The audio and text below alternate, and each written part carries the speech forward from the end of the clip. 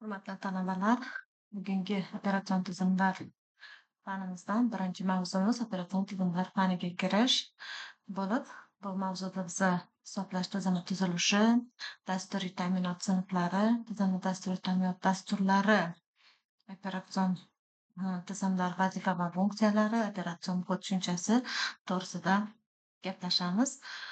Demak, operatsion tizimlar fanining maqsadi bu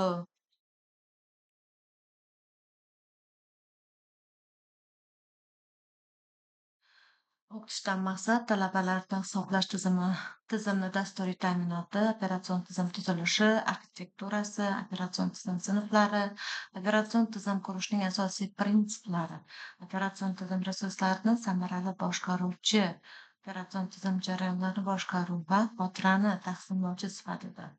Shu bilan birgalikda operatsion tizim, tarmoq operatsion tizimi, operatsion tizim oilalari, mobil operatsion tizimlar va operatsion tizimda axborot xavfsizligi tushunchalari bilan tanishtirishdan iborat.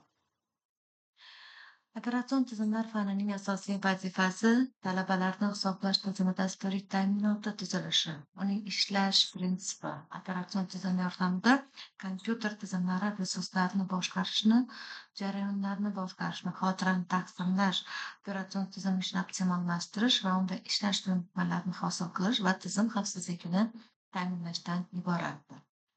Demak, operatsion tizimlari fanimizda tavsiya etilgan adabiyotlar quyidagilardan iborat: Gardiyev, Oliver, Andreyev, Arash va Muhammad Rizolarning operatsion tizimlar faniga taalluqli bo'lgan adabiyotlari, kitoblari mavjud.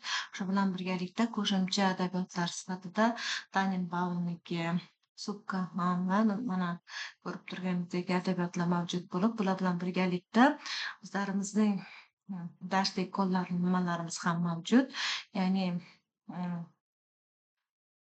kafedramiz o'qituvchilari bilan hamkorlikda operatsion tizimlar qo'llanmasi va o'zimning ya'ni yakka mualliflikdagi operatsion sistema darsligim mavjud bo'lib, darsliklar hozirda kutubxonamizda mavjud. Internet saytlarimizni hammangiz bilsangiz kerak. Demak, endi mavzuni boshlasak, hisoblash tizimi tarkibi. Hisoblash tizimi nima o'zi? Hisoblash tizimi qanday tarkibdan tashkil topgan? Hisoblash tizimi bilamiz, bu apparat vositalari va dasturiy vositalardan tashkil topgan. Ya'ni ayrim manbalarda bilamizki, apparat konfiguratsiyasi va dasturiy konfiguratsiya, ya'ni konfiguratsiya degani bu tuzilish degani. Demak, biz hisoblash tizimini ikkiga ajratadigan bo'ldik. Bular birinchisi apparat vositalari, ikkinchisi dasturiy vositalar. Demak, bu apparat vositalari nima bu? Apparat vositalariga nimalar kiradi? Demak, apparat vositalari, ya'ni apparat ta'minoti tarkibiga apparat konfiguratsiyasini tashkil etuvchi qurilma va asboblar kiradi. Ya'ni apparatni, masalan, kompyuterimizni ko'rinishini, konfiguratsiyasini tashkil etuvchi barcha qurilmalari va asboblari bu apparat vositalari hisoblanadi. Dastur bilamiz, bu buyruqlarning tartiblangan ketma-ketligi bo'lib turib, kompyuter uchun tuzilgan har bir dastur vazifasi bu apparat vositalarini boshqarishdan iboratdir. Demak, dasturni sababi bu qandaydir bir masalani yechish uchun qo'yilgan buyruqlarning tartiblangan ketma-ketligi hisoblanadi. Demak, kompyuterimiz uchun tuzilgan dastur, operatsion tizim bu, ya'ni apparat vositalarini boshqarishdan iborat bo'ladi. Demak, dasturiy ta'minotimiz ko'rib turganingizdek to'rttaga ajratamiz. Asos dasturiy ta'minot, tizimli dasturiy ta'minot, xizmatchi dasturiy ta'minot, amaliy dasturiy ta'minotdan tashkil topgan. Asos dasturiy ta'minoti bu dasturiy ta'minotning eng quyi sathi hisoblanib turib, bu ta'minot asos apparat vositalari bilan aloqaga javob beradi. Ya'ni asos dasturiy ta'minoti apparat vositalari bilan dasturlar o'rtasidagi aloqaga asosiy javob beruvchi qismi hisoblanadi. Dasturiy Asos dasturiy vositalari bevosita asos qurilmalar tarkibiga kiradi va doimiy xotira deb ataladigan maxsus mikrosxemalarda saqlanadi. Dastur va ma'lumotlar oddiy xotira mikrosxemalariga ularni ishlab chiqish vaqtida yoziladi va ularni ishlash jarayonida o'zgartirish mumkin bo'lmaydi. Endi tizimli dasturiy ta'minot bu asos dasturiy ta'minotdan keyingi sathdagi mm, dastur hisoblanib, bu kompyuter tizimining boshqa dasturlari va bevosita apparat ta'minoti bilan o'zaro bog'lanishini ta'minlab beradi. Ya'ni dasturlar bu yerda dallollik vazifasini o'taydi. Ya'ni mm, olgan buyruqni mm, apparat ta'minotigadan olgan signalni nimaga uzatib, dasturlarga uzatib, ikkalasining o'rtasida dallollik vazifasini o'taydi. Butun hisoblash tizimining ekspluatatsiya ko'rsatkichlari ish sathining dasturiy ta'minotiga bog'liq bo'ladi. Demak, hisoblash tizimining ekspluatatsiya ko'rsatkichlari deganimiz, bu yerda ekspluatsiyasini bilamiz, bu boshqarish, ya'ni hisoblash tizimini boshqarilishi, nazorati deb tushunsak bo'ladi. Demak, qanday nimalar asosida amalga oshiriladi tizimli dasturiy ta'minot? Birinchi galda operatsion tizim, operatsion qobig', utilitalar, arxivatorlar, antivirus va turli xil dasturlar, drayverlar orqali tizimli dasturiy ta'minotimiz ta'minlanadi, amalga oshiriladi. Demak, operatsion tizim. Operatsion tizim bilamiz, bu foydalanuvchi bilan kompyuter o'rtasidagi muloqotni boshqaruvchi vositachi hisoblanadi. Demak, operatsion qobig'lar operatsion tizim ishini boshqarish qulayligini oshirib beradi. Demak, operatsion qobig' оболочкалар bu dasturni tezda foydalanish uchun, dasturdan nima kerakli bo'lgan faylimizni, kerakli bo'lgan papkamizni tezda topishimiz uchun, bo'lgan paytimizda bu ishni samarali tezroq tashkil qilishimiz uchun kerak hisoblanadi. Demak, utilitalar utilitalar bu hajmi kichik, turli yordamchi funksiyalarni bajaruvchi hisoblanadi. Buni asosiy vazifasi bu xizmat qiluvchi ishonchli qobiliyatini oshirish va sozlashdan iborat bo'ladi. Demak, arxivatorlar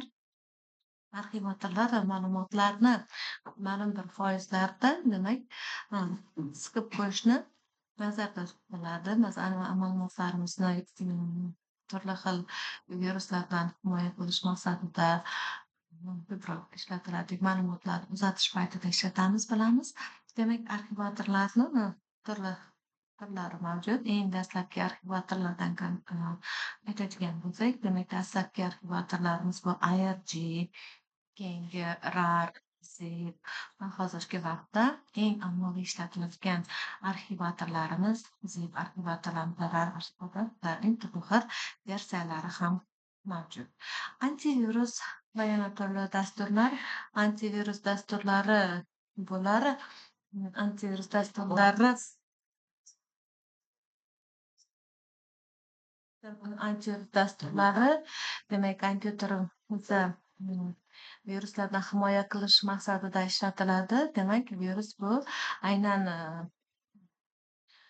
dasturchilar tomonidan yozilgan maxsus bir maqsadga qaratilgan dastur bo'lib hisoblanadi. Demak, o'sha aniq bir maqsadga qaratilgan maqsaddan himoyalanish maqsadida bu antivirus dasturlari ishlab chiqiladi. Va xuddi shunga o'xshash yana qandaydir bir dasturlarimiz bo'lishi mumkin. Xizmatchi dasturiy ta'minotimiz bu dasturlar ham asos dasturiy ta'minot bilan ham tizimli dasturiy ta'minot dasturlari bilan bog'langan bo'lib, bu xizmatchi dasturlarning asosiy vazifasi bular ayrim manbalarda utilitalarda ham yuritiladi. Kompyuter tizimini tekshirish, sozlash va tuzatishdan iborat hisoblanadi. Demak, tizimli dasturlarning funksiyasini kengaytirishda, yaxshilashga mo'ljallangan bo'lib, o'xshash dasturiy ta'minotimiz. Ba'zida bu dasturlar operatsion tizim tarkibiga kiritilgan bo'lishi ham mumkin, ba'zida esa ular operatsion tizim funksiyasini kengaytirishga xizmat qiladi. Amaliy dasturiy ta'minot o'z sifatida bir nechta qismga bo'linadi. Amaliy dasturiy vositalar sinflari quyidagilardan iborat: matn redaktorlari, matn protsessorlari, grafik redaktorlar, ma'lumotlar bazasini boshqarish tizimlari, elektron jadvallar, loyihalashning avtomatlashtirilgan tizimlari, kichik nashriyot tizimlari, ekspert tizimlari, html redaktorlar, brauzerlar, ish yuritishning integrallashgan tizimlari, buxgalteriya tizimlari, moliyaviy amaliy tizimlar, video montaj tizimlari. Demak, amaliy dasturiy vositalar sinflaridan ko'rish mumkinki, demak, bu sath, ya'ni amaliy dasturiy ta'minot sathi mazkur ish joyida aniq masalani yechishda yordam beradigan amaliy dasturlar majmuasini tashkil qilar ekan. Demak, har birini alohida izohlab chiqadigan bo'lsak, matn redaktori bu matnlarni tahrirlash uchun ishlatiladigan dasturlar bo'lib, bularga Word, Pad yoki bloknotlarni keltirishimiz mumkin. Matn protsessorlariga bo'lsa, bu Office ilovalarini dastur bo'lgan matn Microsoft Word dasturini keltirishimiz mumkin. Grafik redaktorlar xuddi shuningdek, bu grafika bilan ishlaydigan Paint'dan tortib boshqa dasturlarni ham misol qilishimiz mumkin. Masalan, Photoshopni olishimiz mumkin. Bular ham bu grafik redaktorlar tarkibiga kiradi. Ma'lumotlar bazasini boshqarish tizimlari, ma'lumotlar bazasini boshqarish uchun Office ilovamiz tarkibida, demak, Access dasturi, bundan boshqa ham dasturlarimiz mavjud bo'lib turib, bemalol bu ma'lumotlar bazasini boshqarish bo'yicha, demak, o'rnatib ishlashimiz mumkin ekan. Elektron jadvallar, demak, Excel dasturi, loyihalashning avtomatlashtirilgan tizimlari bo'lgan bo'lsa, bularga maxsus dasturlar hisoblab, bularda misol bilan turli xil paket dasturlarini misol qilib keltirishimiz mumkin. Bundan boshqa, loyihalashning avtomatlashtirilgan tizimlarni kompyuterimiz ustiga qilgan holatda ishlashimiz mumkin.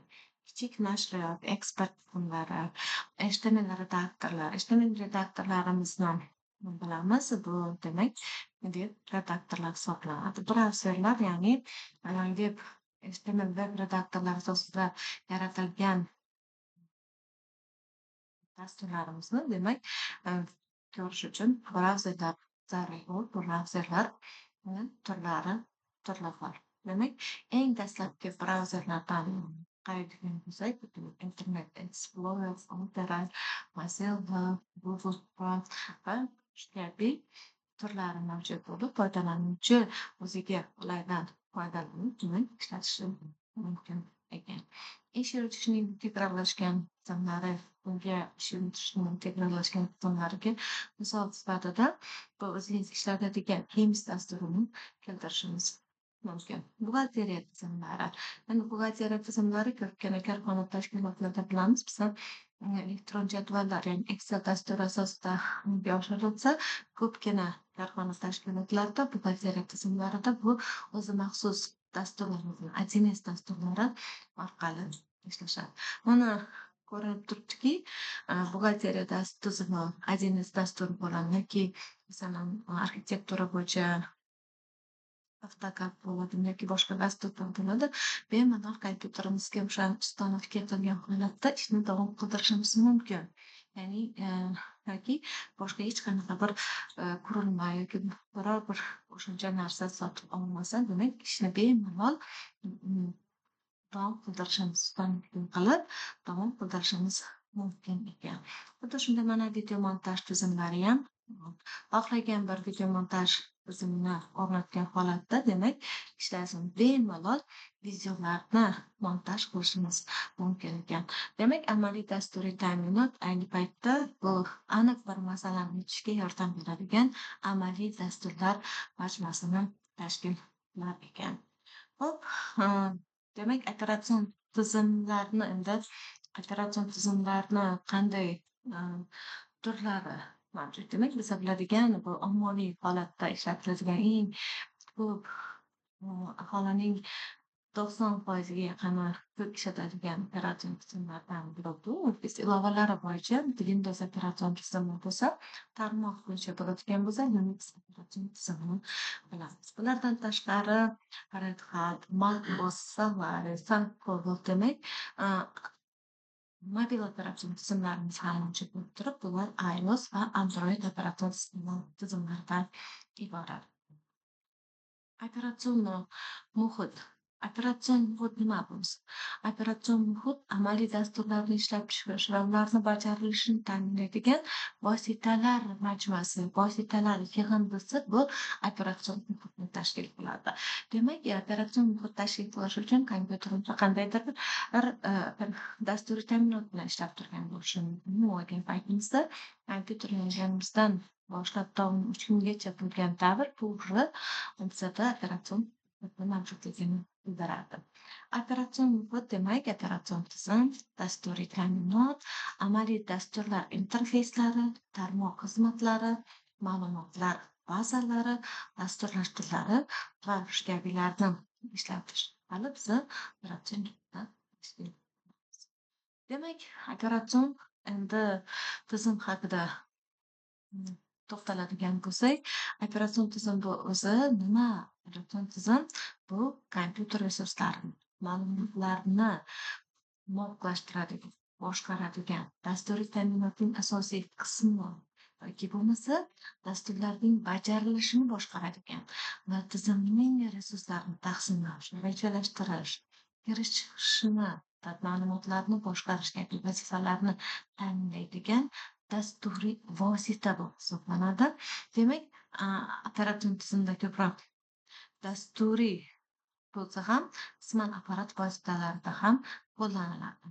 Endi hozir biz ko'rganimizdek operatsion tizimni qisqachagina ta'rifini keltiradigan bo'lsak, operatsion tizim deganda foydalanuvchi bilan qurilma o'rtasidagi muloqotni ta'minlab beradigan vosita desak to'g'ri bo'ladi. Ya'ni bu foydalanuvchi va qurilma o'rtasidagi muloqot. Bu qanaqa muloqot?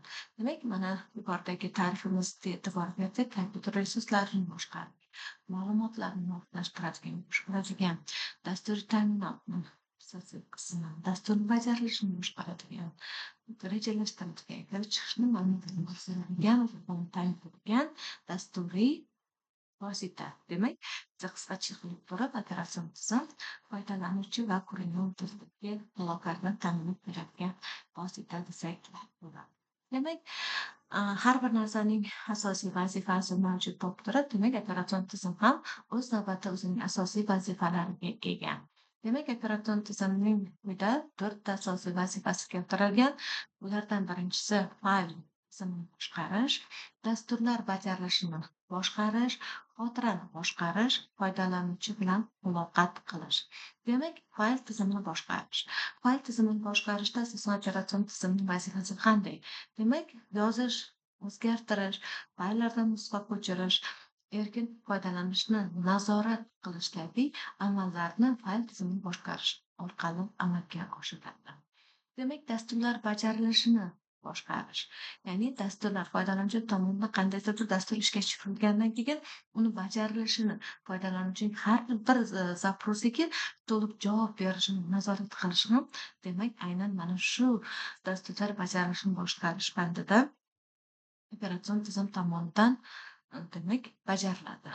Protsessor vaqtini taqsimlab berish, dasturlarni disdan tezkor xotiraga yuklab berish, yashirin xavfli bo'lgan fayllarni yoki xavfli ta'sirni tutib olish va shu kabi amallarni dasturlar bajarilishini boshqarish vazifasi orqali amalga oshiriladi. Xotirani boshqarish. Demak, xotirani boshqarish bu keshlash, taqsimlash, ma'lumotlar bitimligini nazorat qilish va boshqa, yana masalan, ma'lumotimizni saqlash bilan birgalikda o'sha xotiraning qanchalik joyi bandligi, xotiraning qanchalik qismi ma'lumotlar yozishga joy yetarli ekanligi haqida ham hisobotlarni yuritishni bajaradi. Demak, foydalanuvchi bilan muloqot. Bu bandida vazifasida foydalanuvchi bilan qanday qilib muloqot qilmoq, klaviaturadan, sichqonchadan, buyruqlarni o'qish, axborotni ekranga yoki printerga chiqarish va boshqa qurilmalar orqali ham foydalanuvchi bilan muloqot qilish mumkin. Demak, operatsion tizimning asosiy vazifalaridan biri bu foydalanuvchi bilan muloqot qilish vazifasi ham mavjud. Operatsion tizim klassifikatsiyasi bu yerda qisqacha tarifini ajratib klassifikatsiyasini keltirdik. Keyingi darsimizda operatsion tizimni klassifikatsiyasi, operatsion tizim turlari mavjud bo'lib, bunda har bir so'zga alohida gaplashamiz. Umumiy olgan paytda bir vaqtda foydalanuvchilar soni bo'yicha operatsion tizimlarimiz bir foydalanuvchi, ko'p foydalanuvchi. Bir vaqtda tizim boshqaruvi vosita bajariladigan jarayonlar bo'yicha bir vazifali va ko'p vazifali. Protsessorlarni qo'llash soni bo'yicha bir protsessorli, ko'p protsessorli. Operatsion tizimning razryadligi bo'yicha esa 8 razryad, 16, 32, 64 razryadlarga bo'linadi. Hozirgi paytda endi zamonaviy kompyuterlarimiz shu 64 zaryadli hisoblanadi. Interfeysi tipi bo'yicha buyruqli obyektga yo'naltirilgan, ya'ni matnli va grafikning turlari mavjud. Bizani ishlatadigan hisoblash tizimlarimiz bu bilamiz obyektga yo'nalganligi, ya'ni grafik hisoblanadi. Demak, matnli bo'ladigan bo'lsa, bu buyruqlarni kiritib faqat buyruqlar hisobida, ya'ni matnlar bilan ishlaydigan tizimlarni ham aytishimiz, keltirishimiz mumkin. Hamda foydalanuvchining do'st tipi bo'yicha paketli qayta ishlash, vaqtni taqsimlash, real vaqtda bajarilishi, resurslarni ishlash tipi bo'yicha esa tizimda va lokal turlari mavjud. Operatsion tizim turkumlari, demak, operatsion tizimlar tizimni dasturiy ta'minot bo'lganligi sababli ularni quyidagi turlarga hukmlarga ajratamiz. Demak, birinchisi kompyuterlar uchun operatsion tizimlar, mobil qurilmalar uchun operatsion tizimlar va robotlar, bankomatlar va boshqa shunga o'xshash qurilmalar uchun operatsion tizimlar. Demak, operatsion tizimlar turlari, demak, MS-DOS operatsion tizimi, Windows operatsion tizimi, Mac operatsion tizimi, Unix, Solaris, iOS, Android shu kabi bir qancha operatsion tizimimizning turlari mavjud. Demak, MS-DOS operatsion tizimi bu eng dastlabki operatsion tizimlardan biri. Bu operatsion tizimi Microsoft korporatsiyasi tomonidan taklif qilingan operatsion tizim. MS-DOS operatsion tizimining birinchi rusumi 1981-yilda paydo bo'lgan. Demak, Microsoft kompaniyasi tomonidan IBM kompyuterlari uchun ishlab chiqilgan. Demak, keyinchalik rivojlanish natijasida MS-DOS operatsion tizimi shakllandi. Ya'ni Windows operatsion tizimi Microsoft korporatsiyasi tomonidan shaxsiy kompyuterlar uchun taklif qilingan. Demak, Windows tizimi ko'p masalali va ko'p oqimli bo'lib, qulay grafik interfeys bilan xarakterlanadi. Demak, virtual xotiraning boshqaruvini taqdim qiladi, ko'pgina tashqi qurilmalarni qo'llab-quvvatlaydi va hozirgi paytda dunyoda 90%ga yaqin foydalanuvchilar Windows operatsion tizimi boshqaruvida ishlaydi. Demak, Windows operatsion tizimini oilasi dastlabki, demak, Windows 95 operatsion tizimi bu aloqa va muloqot uchun ishlab chiqilgan birinchi operatsion tizim bo'lib hisoblanadi. Operatsion tizim 1924-avgustda Microsoft korporatsiyasi tomonidan ishlab chiqilgan. Windows 95 o'zining imkoniyatlariga ko'ra o'zidan oldingi yaratilgan Windows bir amaliy tizimni ancha ortda qoldirgan, ya'ni o'zining imkoniyatlari, afzalliklari bilan ulardan oldinroq ketgan. Demak, Windows 95dan keyin Windows NT operatsion tizimini keltirsak, Windows operatsion tizimi bu bitta operatsion tizim hisoblanib, Microsoft korporatsiyasi tomonidan Windows 95 va MS-DOS operatsion tizimlarining o'rniga taklif qilingan. Endi Windows Android auditoriyasi kuchli operatsion tizimga talabi bo'lgan foydalanuvchilarni qiziqtirgan. Demak, asosiy ustunliklari nimalardan iborat?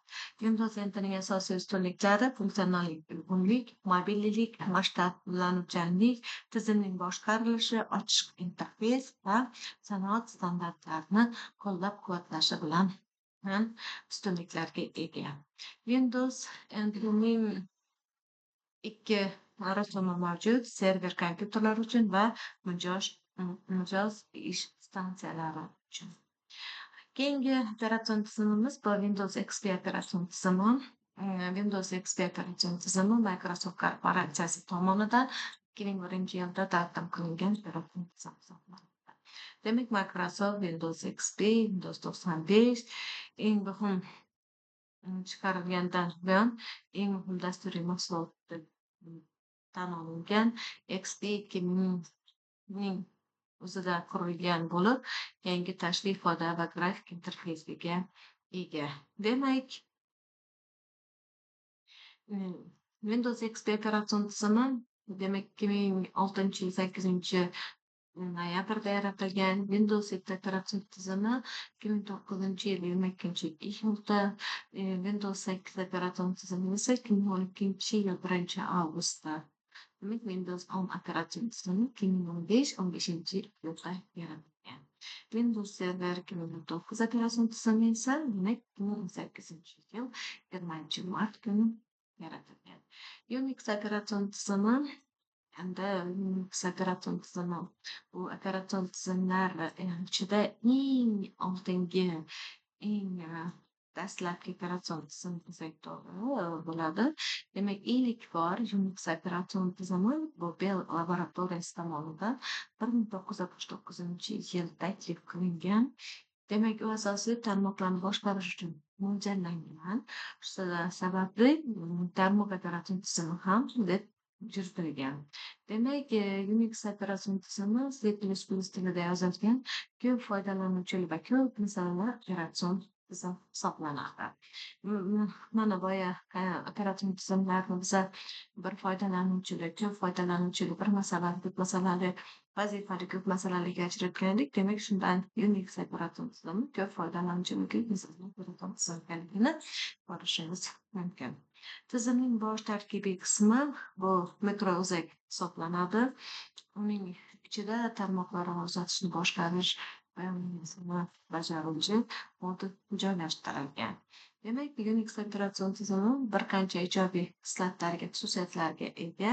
Demak, bular amaliy dasturlarni bir tipdagi kompyuterdan boshqa tipdagisiga ko'chirib o'tkaza olish qobiliyati mavjudligi, ma'lumotlarni tarmoq ishlovini bajarish imkonini beradigan tarmoq xizmatlarining keng yig'masi, bir vaqtning o'zida turli xildagi fayl majmualarining mavjud bo'lishi va shu kabi vazifalarni bajarishi bilan ijobiy xususiyatlarga ega hisoblanadi. Linux operatsion tizimi bu zamonaviy kompyuterlarning ishini ta'minlovchi asosiy qismi hisoblanadi. Bu Unix operatsion tizimi 1991-yilda Yunis Torvalds talaba bo'lgan Linus Torvalds tomonidan asos solingan. Demak, Unix operatsion tizimi Unix operatsion tizimiga o'xshaydi. Demak, Unix operatsion tizimi birinchi tizimlardan biri. Nuqtai nazardan eng mustahkam va himoyalangan hisoblanadi.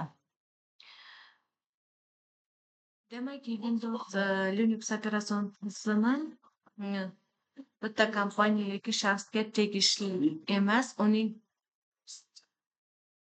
Solaris operatsion tizimi bu Microsoft korporatsiyasi tomonidan taklif qilingan Unix operatsion tizimining rusumi bo'lib hisoblanadi. Demak, Macos operatsion tizimi bilamiz 1984-yilda yaratilgan birinchi avlodi. Demak, boshqa operatsion tizimlardan farqi bu faqat Apple korporatsiyasi tomonidan ishlab chiqilgan dasturiy paketlarda ishlashligi bilan farq qiladi. Demak, Mac operatsion tizimimiz bu Apple kompaniyasi tomonidan ishlab chiqilgan Macintosh kompyuterlari uchun mo'ljallangan operatsion tizim hisoblanadi. Demak, Mac operatsion tizimining turlari mana hozirda kelib Mac operatsion tizimining juda ko'plab versiyalari ishlab chiqilgan. Buni ko'rishimiz mumkin. Har bir yil boshi oxirida yoki har yili bitta versiyasi ishlab chiqilgan. Mac operatsion tizimi Linux asosidagi yopiq manbali operatsion tizim hisoblanadi. Apple kompyuterlar va noutbuklar uchun tanlov dasturi sifatida ishlab chiqilgan. Buni asosiy ishlovni ko'rishingiz mumkin. Demak, tizimda qo'yiladigan maxsus talablar mavjud. Demak, 112 megabayt RAM, 1 gigahertz chastotega ega bo'lgan protsessor va 9 gigabayt bo'sh joyga ega kompyuterda ishlasa bo'ladi. Demak, bu uning asosiy talablari hisoblanadi. Demak, macOS operatsion tizimining dasturiy paketlari mana ko'rinishini ko'rgan ekranda ko'rishingiz mumkin. Demak, xavfsizligi bu Mac operatsion tizimi eng ehtiyotkorlik va qulay operatsion tizim hisoblanadi. Bu barcha kichik narsalarni, interfeysning yagona va intellektualligini hisobga oladi. Bu esa yaqindan Macintoshda qulay ishlash uchun imkon beradi. Demak, Mac operatsion tizimi bu yangi versiyalarni har bir oldingi versiyasiga qaraganda optimallashtirilgan holatda yozilgan.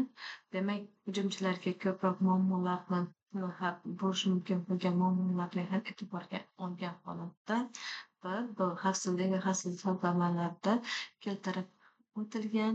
Demak, bu himoyalangan desak bo'ladi. Demak, operatsion tizimlar faniga kirish birinchi mavzumiz bo'yicha ma'lumotlar shulardan iborat. Demak, keyingi darslarimizda har bir bandi bo'yicha operatsion tizimning arxitekturasi, operatsion tizim turlari va xuddi shunday har birisi alohida bularni o'tishga o'tib chiqamiz har birisini. Bugungi mavzumiz bo'yicha ma'lumotlar shulardan iborat.